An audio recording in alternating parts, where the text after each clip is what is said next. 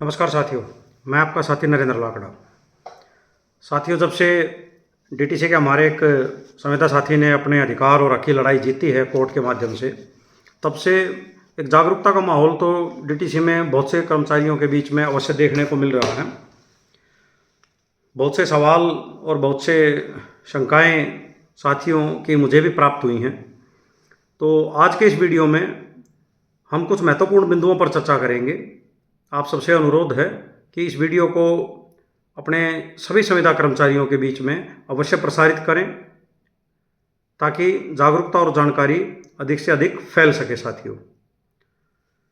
तो जिन बिंदुओं को हम आज की चर्चा में लेंगे साथियों, उनमें पहला ये कि कौन संविदा कर्मचारी लेबर कोर्ट में अपने स्थायीकरण और समान काम समान वेतन के लिए कितनी सेवा के बाद, कितनी सर्विस के बाद केस फाइल कर सकता है। 1 साल की सर्विस के बाद, 2 साल की, 3 साल की, इत्यादि। दूसरा बिंदु जो हम लेंगे साथियों, उसमें हकदार कौन हैं, कौन संविदा कर्मचारी पात्र होते हैं समान काम समान वेतन और स्थायीकरण के, कौन संविदा कर्मचारी पात्र होते हैं। इस बिंदु को भी आज की चर्चा में लेंगे साथियों। इसके अलावा क्या सीधे हाई कोर्ट में स्थायीकरण और समान काम का समान वेतन का केस डाला जा सकता है क्या, इस बिंदु पर भी चर्चा करेंगे। इसके अलावा कॉन्ट्रैक्ट एग्रीमेंट होता है हर संविदा कर्मचारी का, उसमें कड़े नियम शर्तें होती हैं, उन पर हमारे हस्ताक्षर भी लिए जाते हैं संस्था के द्वारा, विभाग के द्वारा। तो इनके बावजूद भी क्या हम लेबर कोर्ट में जा सकते हैं, केस कर सकते हैं, जबकि नियम और शर्तें कॉन्ट्रैक्ट एग्रीमेंट की तो कुछ और ही कहती हैं। इस विषय पर भी चर्चा करेंगे साथियों।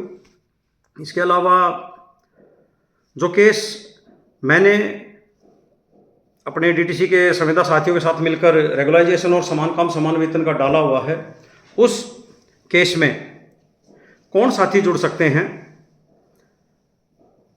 अलग से केस डालना होगा या उसी केस में जुड़ सकते हैं, इस विषय पर भी चर्चा करेंगे साथियों। इसके अलावा डेथ केस भर्ती और सामान्य रूप से भर्ती जो डीटीसी में संविदा कर्मचारी हैं, क्या उनका एक ही केस डलेगा, एक साथ ही डलेगा या अलग अलग, इस विषय पर भी चर्चा होगी साथियों। इसके अलावा हम कब केस फाइल करेंगे, उसकी फीस की संरचना क्या होगी, इस विषय को भी चर्चा में लिया जाएगा। और क्या भाग्य के सहारे बैठे रहना, एक उम्मीद के सहारे बैठे रहना उचित है, या अपने कानूनी अधिकार के लिए लड़ाई लड़ना कानूनी रूप से वो उचित है, इस पर भी चर्चा की जाएगी साथियों। और केस डालने की प्रक्रिया, वकील, समय अवधि और पैरवी, इन सब का कितना महत्व और क्या मायने हैं, इस बिंदु पर भी हम आज के इस वीडियो में चर्चा करेंगे। तो सभी साथी इस वीडियो को समय निकाल करके ध्यान से सुनें और अधिक से अधिक अपने साथियों के बीच में इसको प्रचारित और प्रसारित करें साथियों। यह निवेदन है, ताकि जागरूकता का अधिक से अधिक विस्तार हो।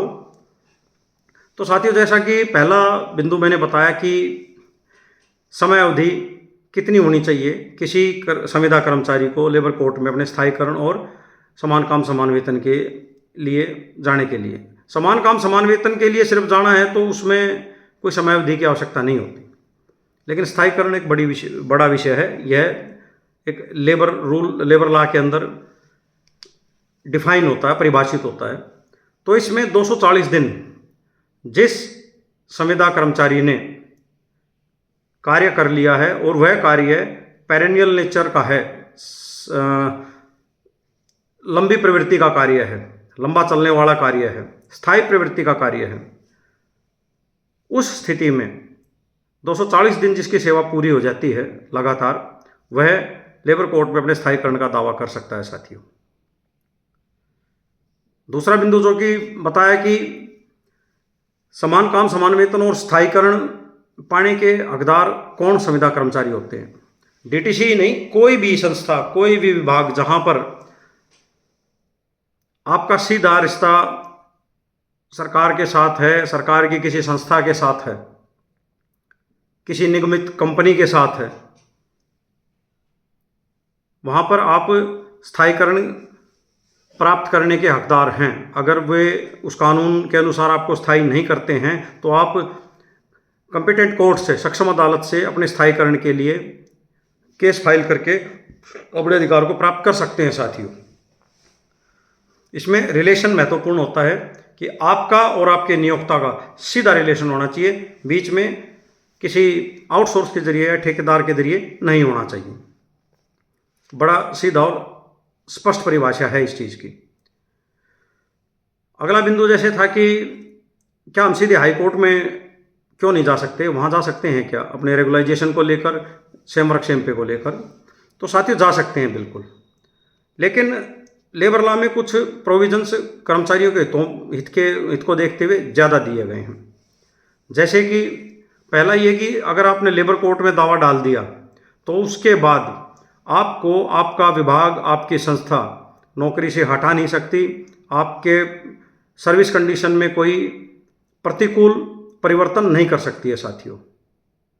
अगर वो ऐसा करते हैं, आपको सेवा से हटाते हैं या आपको परेशान करने की कोई ऐसी प्रक्रिया में संलिप्त होते हैं, तो उस केस में अनफेयर लेबर प्रैक्टिस के अपराध में वो संस्था, वो विभाग आ जाता है साथियों। ऐसे केसेस में अगर कर्मचारी को हटा भी दिया गया, उन्होंने किसी ने अपनी मनमानी कर भी दी, तो उसके घर बैठे, जब से उसको घर बैठाया तब से लेकर के उसकी ज्वाइनिंग तक का सारा वेतन कंपनसेशन, मुआवजे के साथ देना पड़ता है, उसको ज्वाइनिंग देनी पड़ती है। एक तो ये संरक्षण है, एक छतरी मिल जाती है, अम्ब्रेला प्रोटेक्टिव। जो सीधे हाई कोर्ट में केस करते हैं तो वहाँ पर अनफेयर लेबर प्रैक्टिस वाला जो क्लॉज है वो इतना प्रभावी नहीं होता। दूसरी बड़ी बात कि सीधे हाई कोर्ट में जाने से आपको आपकी ज्वाइनिंग तिथि से आपके सारे लाभ नहीं मिलते। वहाँ पर केवल जब आप हाई कोर्ट में पिटीशन दायर करते हो, जैसे कि आज आपने पिटीशन दायर की है, तो आज से ही आपके बेनिफिट मिलेंगे, जिस दिन से केस फाइल किया उस दिन से, ना कि आपकी ज्वाइनिंग डेट से। तो इसमें मान लीजिए 10-12 साल, 15 साल, 5 साल, 7 साल, 4 साल किसी ने पहले काम किया है, तो वो उनकी सर्विस नल एंड वाइड हो जाती है, उसमें नहीं मिलता उस सर्विस का कोई पैसा। लेकिन लेबर कोर्ट के थ्रू जाने से आपको आपकी ज्वाइनिंग तिथि से, नियुक्ति तिथि से ही सारे लाभ जो कि स्थायी कर्मचारी के हैं वो मिलते हैं। इसलिए ज़्यादा फायदा लेबर कोर्ट के जरिए जाने का है। फैसला समयावधि में ज़्यादा फर्क नहीं होता। हाई कोर्ट में 2 साल में, 3 साल में मान लो जजमेंट आएगा, वहीं लेबर कोर्ट में 4 साल भी लग सकते हैं, एकदम 5 भी लग जाते हैं। डिपेंड करता है पैरवी कितनी मजबूत है। तो इस बात का यह स्पष्टीकरण है कि हाई कोर्ट ना जाकर के लेबर कोर्ट के जरिए ही कर्मचारियों को, कॉन्ट्रैक्चुअल कर्मचारियों को अपने अधिकार प्राप्ति की लड़ाई लड़नी चाहिए। अगला पॉइंट जो है साथियों, कि जो केस मैंने अपने डीटीसी संविदा स्टाफ के साथ मिलकर रेगुलाइजेशन और सेम वर्क सेम पे का लेबर कोर्ट में डाला है, उस केस में साथी जुड़ सकते हैं क्या, या अलग से नया कोई केस डालना होगा? तो अभी मेरा जो केस है, हमने 2 महीने पहले फाइल किया है, वो अभी प्रारंभिक स्तर पर है, प्राइमरी स्टेज पर है। तो अभी पूसा में लेबर कमिश्नर ऑफिस में उनके यहाँ पर ये कंसिलेशन में है ये केस अभी। तो इस स्टेज पर और भी साथी, डीटीसी के संविदा साथी उस केस में जुड़ सकते हैं साथियों, चाहे वो संवाहक है, चाहे वह चालक है, सामान्य भर्ती वाले, डेथ केस वाले नहीं। डेथ केस वाले साथियों का केस अलग से फाइल होगा, तारीखें एक साथ लगेंगी, एक ही दिन लगेंगी, सुनवाई भी एक साथ होएगी, आर्गुमेंट भी लगभग समान है। डेथ केस में सिर्फ कुछ बिंदु प्रोविजंस अलग हैं कि डेथ केस वाले कर्मचारी को कॉन्ट्रैक्ट में नहीं लिया जा सकता, जैसा कि अभी हालिया जजमेंट में भी ये चीज़ें स्पष्ट की गई हैं। बाकी लेबर लॉ, डेथ केस वाला जो कर्मचारी कॉन्ट्रैक्ट है उसके लिए भी वही है, और सामान्य भर्ती से जो भर्ती है कर्मचारी कॉन्ट्रैक्ट पर, उसके लिए भी वही है। लेकिन केस अलग अलग चलते हैं। डेथ केस वालों का केस अलग से चलेगा, वो मेरे साथ मेरे केस में नहीं ऐड हो सकते, उनका केस अलग से फाइल होगा साथियों। तारीखें साथ चलेंगी, पैरवी साथ होगी, और उनकी सुनवाई और आर्गुमेंट भी साथ ही चलेगी। केस अलग अलग फाइल होंगे, डेथ केस वाला और सामान्य भर्ती प्रक्रिया से जो साथी हैं। इसके अलावा केस हम कब फाइल करेंगे और उसकी फीस संरचना क्या होगी? तो केस फाइल करने का साथियों, इसमें एक प्रक्रिया होती है लेबर कोर्ट में। उस प्रक्रिया के अंदर सबसे पहले हस्ताक्षर वगैरह करके अंडरटेकिंग और अपना एफिडेविट वगैरह और दस्तावेज जमा करके इकट्ठे करके एक लिस्ट बनती है। वकील साहब फिर उस पर अपनी डिमांड, रेगुलाइजेशन और समान काम समान वेतन, कंपनसेशन वगैरह की हमारी कुछ डिमांड जो होती हैं लीगल, उनको बना करके डीटीसी को नोटिस भेजते हैं। लगभग 15-20 दिन, महीने भर का उसमें इंतज़ार किया जाता है। अक्सर वहाँ से जवाब आता नहीं, हमारे केस में भी नहीं आया था, नहीं आता। उसके बाद वकील दावा बना करके डिमांड का लेबर कमिश्नर के यहाँ पर फाइल करता है। जो भी क्षेत्राधिकार होता है, जहाँ पर हेडक्वार्टर होता है आपका, उस ज्यूरिसडिक्शन के अंदर, जैसे हमारा डीटीसी का पूसा में है ज्यूरिसडिक्शन, पूसा कोर्ट जो है डिप्टी लेबर कमिश्नर की, वह एक समझौता कोर्ट होती है साथियों। वहाँ पर फिर निगम को 2-3 बार नोटिस जाएगा। निगम का वहाँ से जवाब आएगा कि नहीं जी, हमारे यहाँ तो एक कॉन्ट्रैक्ट पे थे, हम इनको रेगुलर करने का प्रोविज़न नहीं है, ये नहीं मांग सकते, वो नहीं, जैसा कि अदालतों में अक्सर ये बोलते हैं। जब वहाँ पर समाधान नहीं होता है तब लेबर कमिश्नर एक रेफरेंस संदर्भ आदेश पारित करते हैं कि नियोक्ता और कर्मचारी का मैंने सुनवाई की, इनका यहाँ पर समझौता नहीं हो रहा है, अतः इस मामले को, इन बिंदुओं को, जो कर्मचारी की डिमांड है, मैं माननीय लेबर कोर्ट को भेज रहा हूँ, वह इस मामले में फैसला दे। वो ऑर्डर मिलने के बाद वह केस राउज एवेन्यू में जो हमारी लेबर कोर्ट है वहाँ पर चलता है फिर साथियों। तो यह एक प्रक्रिया है। अब इसके अंदर फीस की संरचना साथियों, फीस का जैसे कि मैंने पहले वीडियो में बताया था कि राजीव अग्रवाल जी हैं, वे इस केस को जो हमारे को लड़ रहे हैं, जो भी साथी मेरे साथ जुड़ रहे हैं, उनका केस भी राजीव अग्रवाल जी के ज़रिए ही हम आगे बढ़ाएंगे। डेथ केस वालों का सेपरेट केस नया बनेगा, और जो सामान्य भर्ती से जो साथी आए हुए हैं उनका केस हमारे केस के साथ ही अभी अटैच हो जाएगा। यह भी प्राइमरी स्टेज पर है केस। तो फीस के अंदर जैसा कि मैंने बताया कि उन्होंने एक वेतन की मांग की थी और 30% कमीशन जो आपको बैक वेजेज एरियर आपको दिलवाने के बाद आपसे लेगा। आपकी ज्वाइनिंग तिथि से जो भी आपका समान कर्मचारी के बराबर लाभ थे, वेतन था, वो सब आपको मिलेगा। वो जितना भी बनेगा आपकी सर्विस अवधि के अनुसार, वो उसका 30% लेगा प्लस एक वेतन। तो वेतन में हमने बार्गेनिंग करके उनको 18,000 रुपये उन्होंने फिर फाइनली बोला था हमें। उस 18,000 रुपये में एक साथ नहीं देने हैं साथियों, शुरुआत में 2,000 रुपये देने हैं प्रति सदस्य। उसके बाद उनके दस्तावेज, उनके सिग्नेचर वगैरह का कार्य लिया जाएगा, जो साथी फीस एग्री होंगे देने के लिए शुरुआती तौर पर। बाकी जो 16,000 रुपये बचते हैं उनको केस चलेगा, तो केस के अवधि के दौरान उनको पूरा करना है, हमें 16,000 रुपये उनको देने किस्तों में।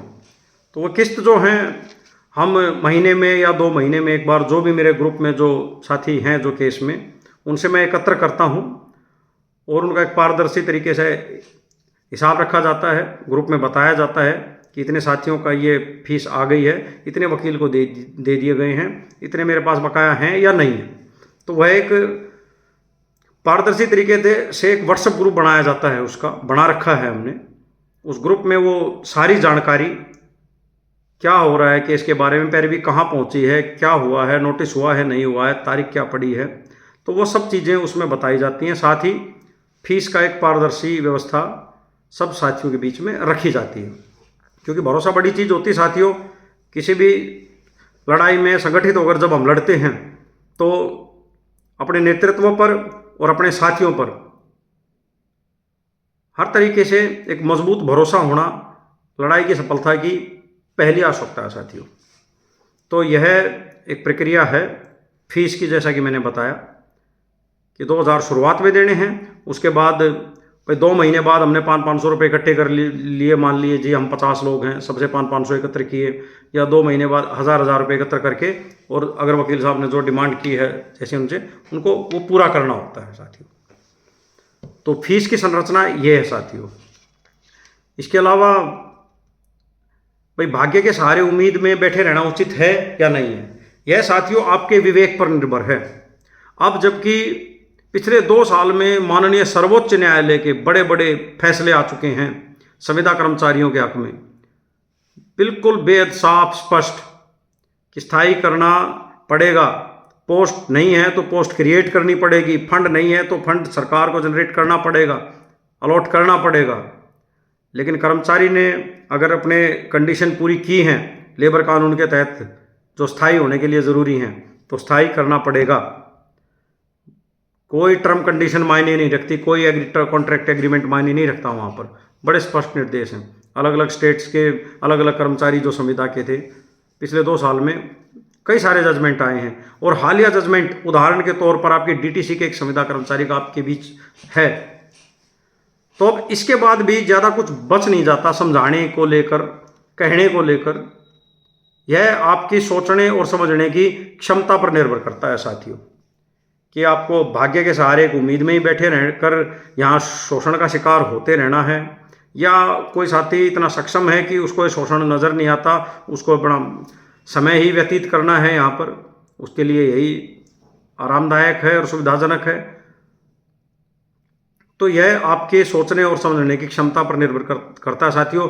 मुझ जैसे आपके साथी आपको सिर्फ आपके कानूनी अधिकारों के प्रति क्या हो रहा है, देश की अदालतें क्या कह रही हैं, कहाँ कौन पक्का हो रहा है, क्या आदेश आ रहे हैं, इन चीज़ों के बारे में जागरूक करने की कोशिश तो कर सकते हैं, बता ही सकते हैं साथियों। समझना आपकी क्षमता पर निर्भर करता है, आपके विवेक पर निर्भर करता है साथियों। अंत में केस डालने की प्रक्रिया, वकील, समय अवधि, पैरवी, इन सब के क्या मायने हैं, क्या महत्व है। तो साथियों इसमें मैं बताना चाहूँगा कि वकील वो होना चाहिए जिसको श्रम कानूनों का अच्छा ज्ञान हो, जानकारी हो, अपडेट हो हर चीज़ की। तो वकील, इसलिए वकील भी महत्वपूर्ण है। हालांकि ये इतना पेचीदा केस नहीं है रेगुलाइजेशन और समान काम समान वेतन, क्योंकि जजमेंट खूब आ चुके हैं, स्पष्ट नियम और संविधान में एक्ट हैं बाकायदा। लेकिन फिर भी एक अनुभवी और जानकार वकील होना इसके लिए अति आवश्यक है केस में। आप किसी को भी करें साथियों, इस चीज़ को ध्यान में रखें।